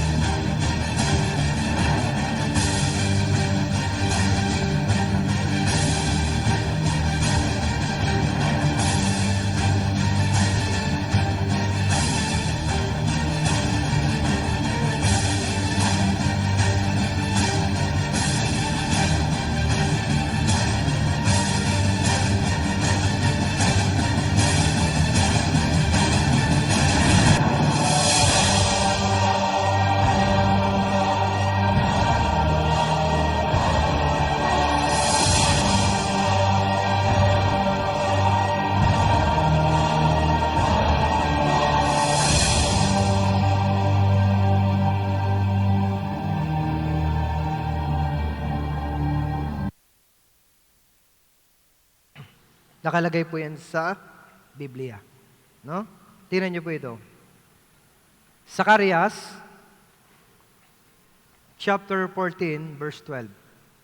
Ito ang magiging salot na ibibigay ng Panginoon sa lahat ng mga bayan na nakipagdigma laban sa Jerusalem. Tingnan niyo po yung kulay pula. Ang kanilang laman ay mabubulok habang sila'y nakatayo pa sa kanilang mga paa. Ang kanilang mga mata ay mabubulok sa kinilalagyan ng mga ito. Ang kanilang dila ay mabubulok sa kanilang mga bibig. Yung kulay pula. Laman mabubulok habang nakatayo. Mata mabubulok sa kinilalagyan ng mga ito. Dila mabubulok sa kanilang mga bibig. Yan yung paraan ng tao para mamatay. Nakasulat 1,000 taon. Nung sinusulat yan, ang hirap intindihin. Kasi para pumatay ng tao, ang kailangan mo pana, itak, o kaya bitayin mo. Pero, laman, mabubulok. Ang tinutukoy dyan, radiation. Pag tinamaan ka ng bomba, pag sumabog yung nuclear bomb, may radiation yun. Pag tinamaan ka po, yung laman mo, malulusaw, mabubulok. Yung mata mo, mabubulok. Panoorin niyo yung dokumentaryo sa Hiroshima at sa Nagasaki, yung sumabog yung bomba. Yung mga mata ng mga Hapon, nalalaglag sa lupa. No? Ang dila mabubulok. No? Yung tao, focus ngayon, ang ganda ng mundo sa paningin ng tao. Kaya yung tao, ang daming plano sa buhay dito sa mundo. Pagkatapos ko na, mag-graduate ako, pagka-graduate ko, magtatrabaho ako. Pag nagkasweldo ako, bibili ako ng bahay, lupa, sasakyan, at marami pang iba. Pinaghahandaan yung future dito sa lupa. Hindi yan masama. Okay naman yan. Pero dapat alam mo, saan papunta ang mundo? Ikalawang Pedro chapter 3 verse 10, tingnan ninyo. Ngunit darating ang araw ng Panginoon na gaya ng isang magnanakaw. At ang kalangitan ay maglalaho, kasabay ng malakas na ingay. At ang mga sangkap ay matutupok sa apoy. At ang lupa at ang mga gawang naroon ay masusunog. O gumagawa ka ng plano sa buhay mo dito sa mundo. 5 years from now, pagka-graduate ko, o 10 years from now, ganito na ako. Para saan? Dito sa mundo. Pero saan papunta ang mundo? Ang lupa at ang mga gawang naroon, masusunog. Ngayon, ganito ang itsura, ang ganda. Nagpaplano ako, next year magta-travel ako, next year bibilihin ko to. Ang ganda ng mundo. Pero alam niyo po ang sabi ng Biblia? Ang lupa at ang mga gawang naroon masusunog. Sa katapusan, magiging ganito. Yung lupa at gawang narito, masusunog. At lahat ng bagay na inipon mo, pinagtrabahuhan mo ng maraming taon, ano mangyayari doon? Hindi ka nila maililigtas. Pag dumating ang Diyos, walang maitutulong kahit gaano kalaki ng pera mo sa bangko. Tingnan ninyo. Ezekiel 7:19, kanilang ihahagis ang kanilang pilak sa mga langsangan, at ang kanilang ginto ay magiging parang isang maruming bagay. Ang kanilang pilak at ginto ay hindi makapagliligtas sa kanila sa araw ng puot ng Panginoon. Yun daw, pilak at ginto, hindi makapagliligtas sa araw ng puot ng Panginoon. Walang silbi. May silbi ang pera, ginto ngayon. Pero pag dumating na ang Diyos, yung ating Panginoon, useless. Kaya ano yung wise investment? Physical things, spiritual things. Kayo ang magdedesisyon. Kung mahalaga yung kaluluwa nyo, mag-invest kayo sa kaluluwa. Makinig kayo. 2 araw na lang, 1 kalahati. Ngayon at bukas, tapos na tayo. Pero kung palalampasin nyo to, sinayang mo yung magandang pagkakataon. Darating ang time, no? Mangyayari ito. Tingnan nyo po. Aking papalitan ng pagtangis ang inyong mga kapistahan, at ang lahat ng inyong mga awit ay magiging panaghoy. Ako'y maglalagay ng damit sako sa lahat ng balakang. No? Yun daw pong kapistahan, papalitan ng pagtangis. Yung awit, panaghoy. Ano pa? Pagkakalbo sa bawat ulo. Yung mga tao, may iwan sa rapture, makakalbo. Hindi po barbero ang kailangan. Bakit makakalbo ang tao? Radiation. Pag sumabog yung nuclear bomb, tinamaan ka ng radiation, ganito ang mangyayari sa'yo. Yung mata mo mabubulok. Yung ulo mo makakalbo. Hindi ka pa napuruhan. Ganyan mangyayari.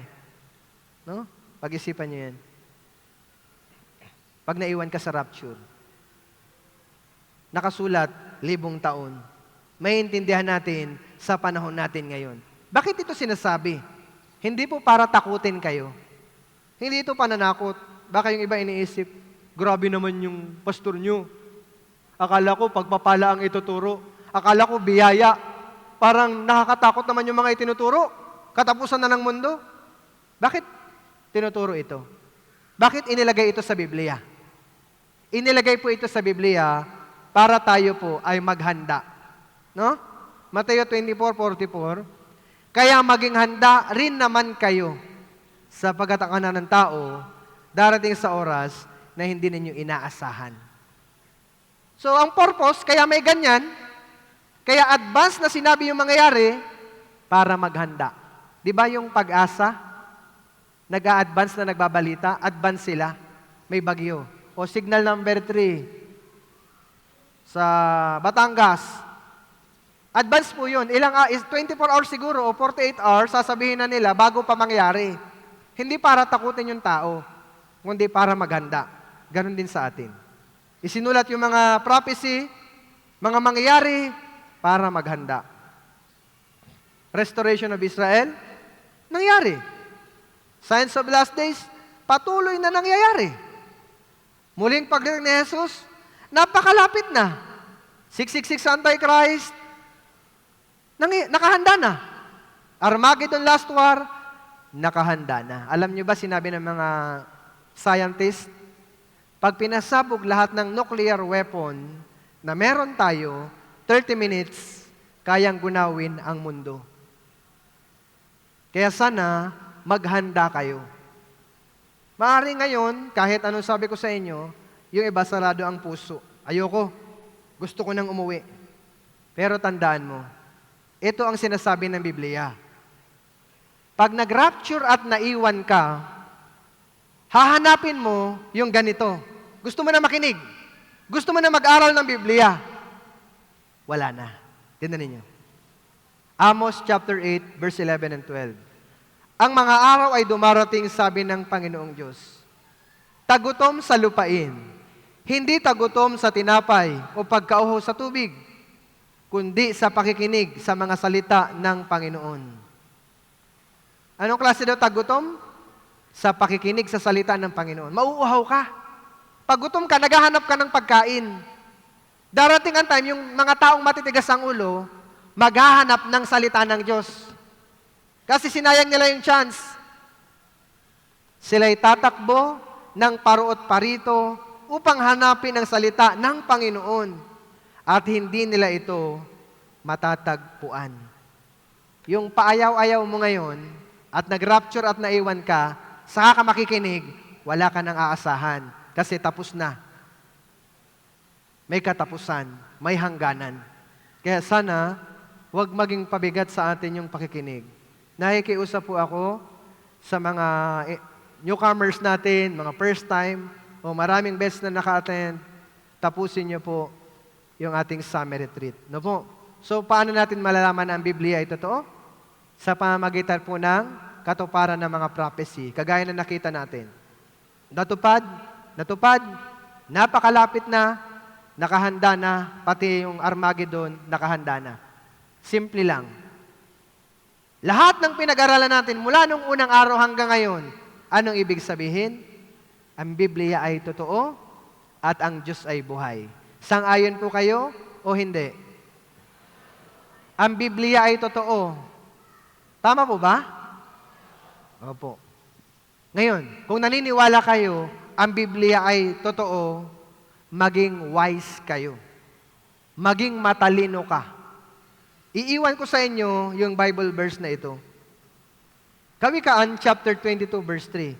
Ang matalinong tao ay nakakita ng panganib at nagkukubli siya. Yan yung matalino. Darating pala ang Panginoon? Haharap pala ako sa Kanya? Matatapos pala yung buhay dito sa mundo? Maghahanda ako. Makikinig ako sa mga natitirang session. Yan yung matalino. Pero ngunit sabi ng Biblia, ngunit nagpapatuloy ang walang muwang at siya'y nagdurusa. Ano yung walang muwang? Hindi totoo yan. Matutulog na lang ako. Kayo pa rin po ang masusunod. Kayo pa rin. Pero tandaan nyo, pag naiwan kayo ng rapture, pagsisisihan nyo. Kaya sana, kami po ay nananalangin, maunawaan ninyo, kahit mahirap, makinig po kayo para sa inyo. Kung mahal nyo po yung kaluluwa ninyo, maglaan kayo ng oras para maligtas yung kaluluwa nyo. Wala po itong bayad. No? Walang bayad. Sa mga newcomers, walang bayad. No? Bakit? Isang purpose. Kaligtasan. Tayo pong lahat ay umuko at tayo po yung manalangin. Ama naming banal na dakila at makapangyarihan sa lahat, salamat po sa oras na ito, ipinagkaloob mo sa amin na natapos po namin ang ikatlong session ng summer retreat na ito. Inihiling ko po na patuloy buksan mo po ang puso ng mga nakapakinig sa oras na ito.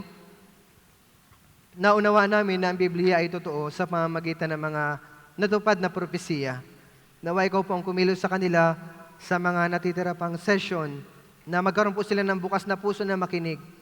Bagamat may mga hindi komportable, tulungan mo sila na sa pamamagitan ng tulong ng Holy Spirit, magkaroon po sila ng komportableng pakiramdam bagamat mainit, ay hindi ito nila pansinin. Bagkus ay magkaroon sila ng puso na mag-focus sa pinakamahalagang bagay. At ito po yung kaligtasan ng kaluluwa. Alam namin na malapit na po ang iyong muling pagdating, kaya nawa walang sino man na nararito ang mapahamak po doon sa walang hanggang impyerno. Patuloy palakasin mo din po ang mga kapatid na nagsasacrifice sa banal na gawain. Patuloy bigyan mo po sila ng kagalakan sa puso habang naglingkod sa iyo at mabigyan ka po namin ng lugod. Sa iyo pong papuri at pasalamat. Ito pong aming dalangin sa pangalan ng aming Panginoong Hesus na tagapagligtas. Amen. Maraming salamat po.